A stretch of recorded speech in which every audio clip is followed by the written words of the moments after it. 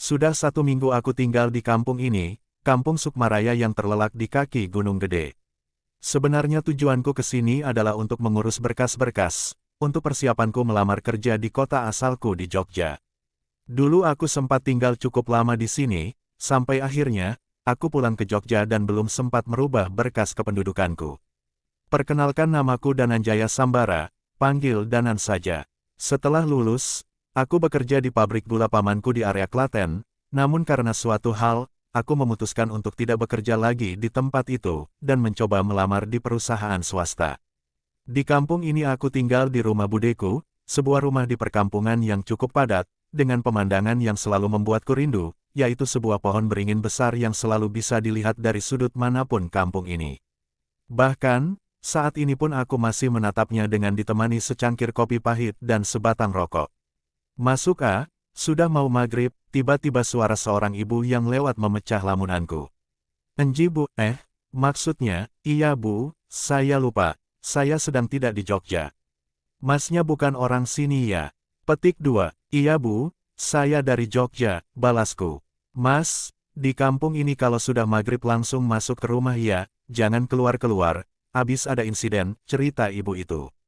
Iya bu, sudah dibilangin juga sama bude, terima kasih diingatkan, balasku. Mangga pamit ibu itu. Cerita ini memang sudah menyebar di seluruh kampung, sudah hampir 1 bulan dibuat aturan tidak tertulis, bahwa setelah maghrib warga dilarang keluar rumah. Berdasarkan cerita warga, sempat ada kejadian misterius, di mana seorang anak hilang di kampung ini, dan ditemukan tak bernyawa di pinggir sebuah sumur, dengan kondisi tidak utuh seolah diserang oleh hewan buas.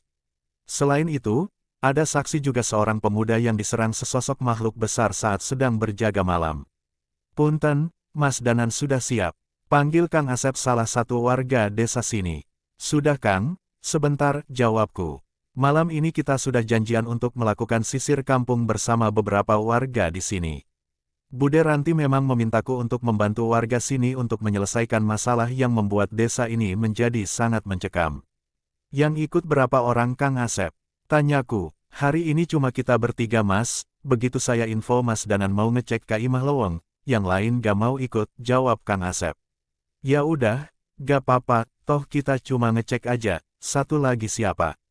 Pak Kuswara, itu lagi ngabisini rokok dulu, lanjut Kang Asep. Pak Kuswara adalah salah satu sesepuh desa sini, dia biasa dipercaya untuk mengatasi masalah-masalah yang berhubungan dengan hal gaib di desa ini. Malam Pak Kus, sapaku. Malam Mas Danan, sudah persiapan. Balas Pak Kuswara, sudah Pak, semoga gak ada halangan yang berarti.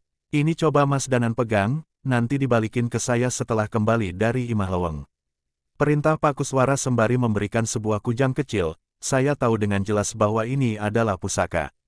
Yang saya khawatirkan, jangan sampai energi di kujang ini bentrok dengan energi yang ada pada saya. Namun, saya tetap menerimanya karena Pak Kuswara pasti punya tujuan menitipkan benda ini pada saya. Imah Lowong adalah sebuah rumah yang lokasinya berada di tengah hutan di pinggir kampung. Dulunya rumah ini adalah tempat singgah untuk para pekerja di kebun karet, yang berlokasi tepat di sisi belakang hutan ini. Semenjak perkebunan sudah tidak beroperasi, tempat ini sangat tidak terawat. Saat sampai di perbatasan kampung, kami tidak melihat lagi jalan setapak, kecuali rumput-rumput yang setinggi mata kaki, di depan kami ada hutan dengan pohon jati yang menjulang tinggi. Kondisi jalan yang gelap dan sunyi memaksa kami untuk berjalan lebih hati-hati. Mas Danan, masih mau? Lanjut, tiba-tiba suara Pak Kus memecah keheningan. Sepertinya Pak Kus sudah sadar dengan kondisi di sekitar sini. Aku menengadahkan kepala dan melihat kondisi sekeliling hutan ini. Sialan, umpatku dalam hati. Rupanya rasa gelisahku disadari oleh Kang Asep. Emangnya, ada apa Mas Danan? Tanya Kang Asep penasaran. Pocongan, jawabku. Astaga, Mas Danan, kenapa diomongin sih? Keluh Kang Asep sambil mengernyitkan mukanya. Lah, kan Kang Asep yang nanya, ini juga baru sedikit, kayaknya semakin malam semakin banyak yang bakal muncul. Lanjutku, jadi masih mau lanjut Mas Danan? Tanya Pak Kus lagi, segini banyak makhluk yang jagain tempat itu, pasti ada sesuatu yang besar di sana, kita lanjut dulu gemen Pak. Kang Asep kalau gak kuat tunggu di sini dulu aja, lanjutku. Enak aja, Mas Danan jangan bercanda, masa saya ditinggal di sini sama makhluk-makhluk itu, balasnya dengan kesal. Ya sudah, kita pasang perlindungan dulu, perintah Pakus. Segera Pakus duduk bersila dan membacakan beberapa amalan yang ku kenal adalah ilmu perisai batin. Tak ketinggalan aku pun mengambil posisi yang sama dan merapalkan ajian Muksa Pangreksa dengan tujuan menutupi kami bertiga dari niat jahat makhluk yang ada di sini. Kami melanjutkan perjalanan, pepohonan dan semak belukar semakin lebat menghalangi jalur yang kami lewati. Hanya suara angina dan langkah kaki yang terdengar saat ini. Bade angkat kamana. Mas mau pergi kemana? Mendadak suara seorang perempuan mendekati kami. Jelas saja kami tidak menghiraukan suara itu. Kami mempercepat langkah kaki, dan sebuah rumah gubuk tua yang hampir tak berbentuk mulai terlihat. Sekali lagi terdengar suara dari semak-semak. Naon anu anjen lakukan di dieu? Apa yang kalian lakukan di tempat ini? Suara wanita itu terdengar lagi, namun disertai suara semak-semak yang tersibak seolah dilewati hewan hutan. Kami pun menoleh, dan apa yang kami lihat? Sesosok wanita dengan wajah yang tak berbentuk dengan bola mata yang tidak lagi di tempatnya. Rambutnya terurai di tanah dengan tubuh bawah berbentuk ular dengan sisik berwarna hitam. Seketika aku kembali merapalkan amalan-amalan untuk mengusir makhluk itu dari sini, namun sebelum selesai makhluk itu mengatakan, "Urang hente maksat nganyeri, ngan ukur ngingetkan anjan, saya tidak bermaksud menyakiti, saya hanya memperingatkan kalian," ucap makhluk itu. "Bro," suara Kang Asep jatuh terduduk. "Naon eta sia, apaan itu sialan?" Teriak Kang Asep yang mukanya mulai pucat. Kukira hanya Pakus dan saya yang bisa melihat makhluk-makhluk ini, entah kenapa siluman ini bisa dilihat sama Kang Asep. Perjalanan kami dilanjutkan dengan sedikit gangguan-gangguan, namun akhirnya kami sampai juga di lokasi yang kami tuju. Imah leweng, sekilas bangunan ini seperti tidak pernah didatangi oleh manusia lagi. Atapnya yang bolong, kayu-kayu yang jatuh termakan rayap benar-benar membuat orang tidak peduli dengan bangunan ini. Aku memberanikan diri memasuki pekarangan rumah tersebut. Alangkah terkejutnya, puluhan tidak, mungkin lebih, makhluk putih yang mengganggu kita sepanjang perjalanan tadi muncul berkumpul di sini mengepung kami. Ya, itu pocong. Aku sedikit gentar, belum pernah aku melihat pocongan sebanyak ini di satu tempat. Bukan masalah hantu pocong ini, tapi makhluk apa yang ada di dalam rumah itu, sehingga bisa memiliki tumbal sebanyak ini. Aku merasa belum siap, namun lain dengan Pakus dia hanya memandangku dan memastikan keputusanku. Kemampuan Pakus jelas mumpuni, tapi untuk mengurus semua ini terlalu beresiko, oleh karena itu aku tetap dibutuhkan.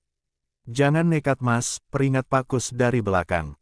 Aku tetap berusaha maju, dan para pocong itu mendekatiku, kakiku dicengkram oleh makhluk yang aku sendiri belum sempat melihat bentuknya. Tetesan liur dari wajah yang tak berbentuk menetes di telapak tanganku. Rasa gatal yang tak tertahan muncul dari bekas liur itu. Segera aku melindungi diri dengan amalan penyembuh luka gaib dan membakar makhluk itu. Namun jumlah mereka yang tidak terhitung tidak memberiku ruang. Pakus mengeluarkan pusaka berbentuk mata panah yang segera ia bacakan doa dan melemparnya ke tanah. Sontak, setengah dari makhluk itu terbakar dan menghilang. Rupanya benar, di bawah tanah ini terkubur puluhan mayat, kemungkinan mereka para pekerja kebun karet yang menghilang, ucap Pakus. Bagaimana dengan Kang Asep? Dia bersembunyi di dekat Pakus, tidak ada makhluk yang menyerangnya, kemungkinan ia juga dibekali pusaka oleh Pakus. Tidak terima dengan serangan Pakus, sesosok makhluk bertubuh ular mencoba menyerangku dan melilitku dengan ekornya. "Saha mane wani ngaganggu tempat ieu? Siapa kalian berani mengganggu tempat ini?" ucap makhluk itu sambil melilit tubuhku. Badanku mulai lemas, rupanya siluman ini bukan siluman biasa. Bisa jadi makhluk inilah yang meminta tumbal sebanyak ini.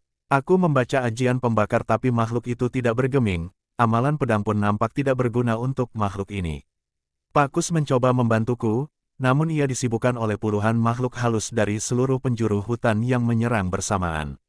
Nampaknya tidak ada pilihan lain. Aku melepaskan sukmaku dari raga, dan menyerang siluman ular itu dengan keris pusaka yang telah menyatu dengan sukmaku. Makhluk itu kesakitan dan teriak dengan suara yang hampir terdengar ke seluruh hutan. Makhluk itu terlihat sangat marah, belum sempat aku kembali ke ragaku, siluman jahanam itu menggigit pergelangan tanganku dan menariknya hingga terputus. "Sialan!" teriakku sambil berusaha menyatukan ragaku. Aliran darah segar membasahi bajuku dan meneteskan darah yang tidak sedikit. Rasa sakit yang tak tertahan membuatku terguling di tanah. Mas Danan, teriak Kang Asep yang segera berlari ke arahku. Pakus menyusul Kang Asep, namun sebelum sampai di tempatku sebuah pukulan dari makhluk raksasa menghempasnya hingga terguling. Kang Asep mencoba mengikat lenganku, namun siluman ular itu merebut dan melilitku. Aku mencoba kemungkinan terakhir, menarik keris itu dari sukmaku dan merapalkan mantra yang diturunkan oleh leluhurku. Jagat lelembut boten duwe wujud. Kulo nimbali, surga loka surga hayangan, ketuh muli sampun nampani, tekan asa tekan sedanten, mendadak langit menjadi gelap, hujan turun begitu deras dan muncul sesosok makhluk. Seorang kakek tua bungkuk berambut putih panjang tergerai menembus rintikan hujan. Debok bosok pancen asu, ono opo kowe nyeluk. Cucu kayaan asteris ngapain kamu manggil-manggil, umpat makhluk itu. Nyuwun pangapura mbah, RRRGGH. Kulo nyuwun pitulung, maaf mbah. Aku minta pertolongan, ucapku dengan berusaha sekuat tenaga. Kakek tua itu tertawa seperti orang gila, berlari dengan tangan di bawah seperti anjing dan menghampiri siluman ular yang melilitku. Belum sempat siluman itu berbicara, kakek tua itu segera memasukkan tangan ke mulut siluman itu dan merobeknya dengan keji sambil tertawa. Tidak puas sampai di situ ia mengambil badan siluman itu dan memakan dadanya dengan buas hingga darah hitam bermuncratan di tanah. Gila, makhluk sekuat itu dihabisi tanpa ampun, pikirku. Tidak berhenti di situ, pocong, raksasa, makhluk tanah dihabisi dengan begitu brutal seolah tubuh mereka hanya terbuat dari kapas. Uis mbah, teriakku, seolah tidak mendengarkan, makhluk berwujud kakek tua itu tetap mengamuk sambil tertawa cekikikan sambil menggila bahkan tak luput, wajah Kang Asep tersapu oleh cakaran kakek itu. Aku semakin khawatir, kakek itu berlari menuju Pakus. Sial, maksudku menyelamatkan diri malah memanggil masalah baru, gerutuku. Aku berlari sebisaku dengan luka di sekujur tubuhku. Makhluk itu semakin dekat, mencoba menyerang Pakus namun mendadak berhenti. Kulo dudu mengsahe panjenengan, saya bukan musuhmu, mendadak Pakus berbahasa Jawa. Kakek itu seolah memandang sosok di belakang Pakus dan kembali ke arahku. Aku segera menarik kembali keris pusaka ke dalam sukmaku dan sosok kakek itu perlahan menghilang. Sing tak pateni kuwi dudu empune, ojo ngelawan nek kowe durung siap. Yang aku lawan itu bukan empunya, jangan ngelawan kalau kamu belum siap. Nanging, sopo wae sing wani gawe loro keturunanku, urusane mbek awake dewe. Tapi siapa saja yang berani menyakiti keturunanku, harus berurusan dengan saya. Makhluk itu menatap Kang Asep dan menghilang bersama rintikan hujan yang berhenti bersamaan. Kita kembali dulu, ucap Pakus sembari membantuku berdiri. Tak terasa waktu sudah mendekati subuh, kami keluar hutan dan berniat segera mencari pertolongan. Rasa nyeri merayap di seluruh tubuhku, aku takut tidak mampu bertahan sampai pertolongan datang. Mas Danan, sekarang kujangnya sudah bisa dikembalikan, ucap Pakus tiba-tiba. Aku mengeluarkannya dari saku dan segera mengembalikannya ke Pakus. Saat pusaka itu berpindah tangan mendadak pusaka itu retak dan pecah. Aku bingung dengan kejadian itu, tapi hal aneh terjadi, semua lukaku hilang, lenganku kembali muncul. Ini maksudnya apa Pak? Tanyaku ke Pakus. Kujang ini adalah pusaka pengganti raga, dia menyimpan raga manusia tepat pada saat kujang ini diterima. Saat pusaka ini dilepas, dia akan mengembalikan raga seperti sedia kala. Dan akan hancur saat tugasnya selesai, jelas Pakus. Gila, aku tidak menyangka ada pusaka sehebat ini. Seandainya saja aku bisa memilikinya lagi. Terima kasih Pakus, pantas saja Pakus membiarkan saya menghadapi makhluk itu sendirian, ucapku. Akhirnya aku kembali ke rumah Bude Ranti, dan sedikit menceritakan tentang kejadian semalam. Beliau cukup kaget dan tidak menyangka kondisinya separah ini. Kalau ada banyak tumbal, harusnya ada pemilik yang memelihara makhluk itu, ucap Bu Ranti. Tapi siapa? Kita tidak bisa menuduh warga seenaknya, kecuali ada petunjuk. Ada dua makhluk yang mengumpulkan tumbal, siluman ular yang sudah mati dan sesosok makhluk raksasa yang membuat Pakus kewalahan, jelasku. Seperti Buto atau Genderuwo, tanya Bu Ranti. Bukan, agak berbeda saya sendiri tidak tahu itu makhluk apa, jawabku. Lelepah, tiba-tiba seorang anak kecil menyerobot pembicaraan kami. Itu Dio, seorang anak kelas 4 SD yang dititipkan oleh orang tuanya di sini untuk bersekolah. Apa, Lelepah? Kamu pernah lihat? Tanyaku ke Dio. Pernah? Pas hujan di kebun belokan setelah tanjakan setelah gerbang masuk perkampungan ini, jawabnya. Kamu gak ngarang Kandi? Tanya Bu Ranti. walau Bu Ranti tahu Dio bukan anak yang suka berbohong. Enggak Bu, makhluk itu menggigit entah apa yang mengeluarkan darah, jelasnya sambil terlihat menahan rasa takut. Jika ucapan Dio benar, kemungkinan yang digigit lelepah itu adalah tumbalnya. Dan tanah tempat makhluk itu mengeksekusi tumbalnya sudah pasti rumah sang pemilik ilmu. Mas Danan, kebun setelah tanjakan yang diceritakan Dio, bukannya itu rumah majikannya Kang Asep? Ucap Bu Ranti, gelisah.